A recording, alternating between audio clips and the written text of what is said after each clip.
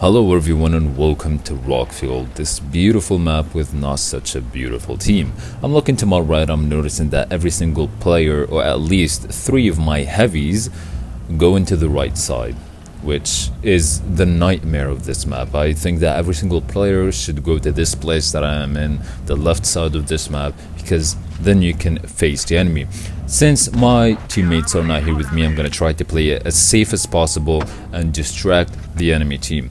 I'm going to try to load some gold to can penetrate the Jack Tiger, but even with the gold, I still cannot penetrate.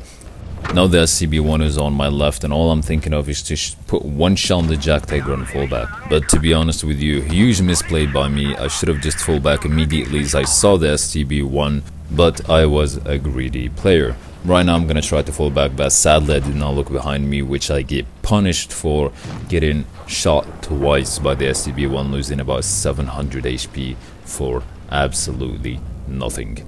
I'm gonna fall back, try to get a shot on the 75. And one thing I want to talk about, the E50M have such a beautiful shell velocity.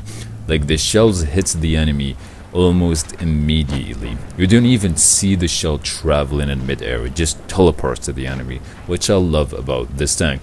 The Progetto is harassing my object right now. I'm gonna try to get a shell into him and then try to flank, because the E50M is kind of a heavy / medium, so you should always be rushing, always be in the front line. The SCB right now is on my left. I'm thinking that I should not stay here any longer, and we're getting flanked from the right as well. I'm gonna try to get a shell on the VK, but I whiffed the shell sadly, and right now this is why the E50M is one of my best mediums. I'm just gonna face hug, and yes, they can literally penetrate me.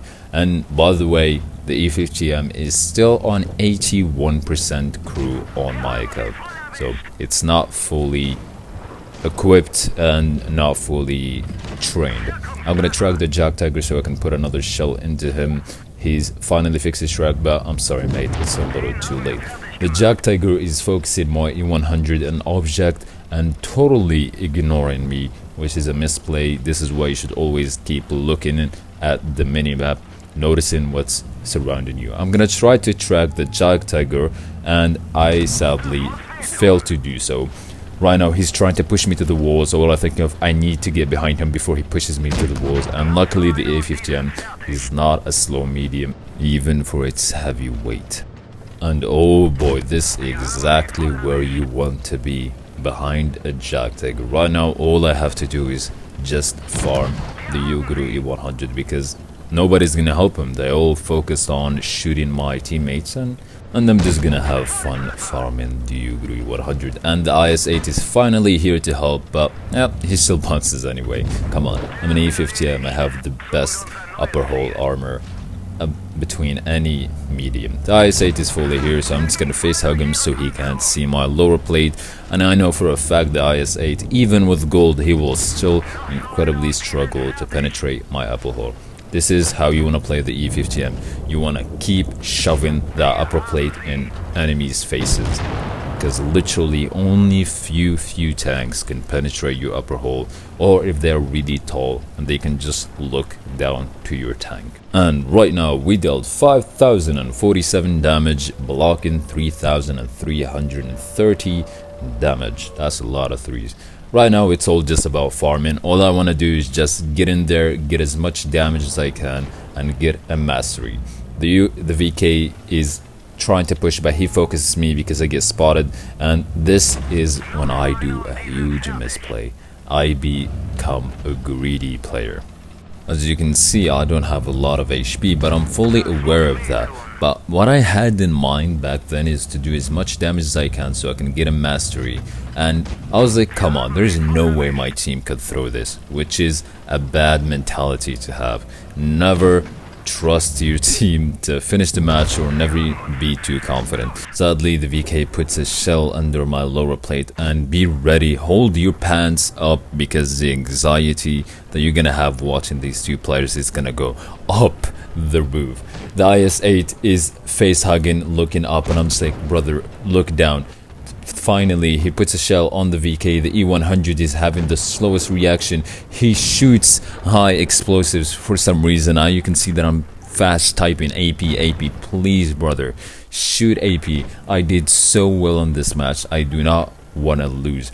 Even the object says the E100, he's a noob, and I'm like, yep, at this point I just accept it. E100, shoot AP, please, and look at the IS-8.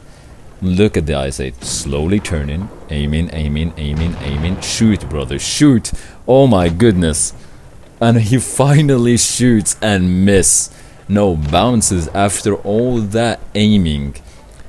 He bounces the STB, which is a light armored mediums. But luckily this time he did not bounce. The shell actually hits where it's supposed to hit. And right now the STB is such a high DPM tank. Reload, aim, fire. What are you waiting for? Fire, please, for the love of God. I remember when I was playing this match and finally saw that the IS-8 shot the shell after all of that aiming, I almost jumped out of my chair because this was such a good match and I really did not want to lose it. And my anxiety that I had while watching the IS-8 and the E100 is unbelievable. Well, after all that pain watching the E100 and the IS-8, we get a class 1 dealing 5,673 damage. And to the player E100, Mac Benak, you need to do a little better job at your reaction time. But I guess the IS-8 after all carried the match since he was the last one to live and got 4 kills. So not a really bad result about the IS-8 if you ask me. And this was Freak Vibing with you. I hope you enjoyed this video and I'll see you in another one.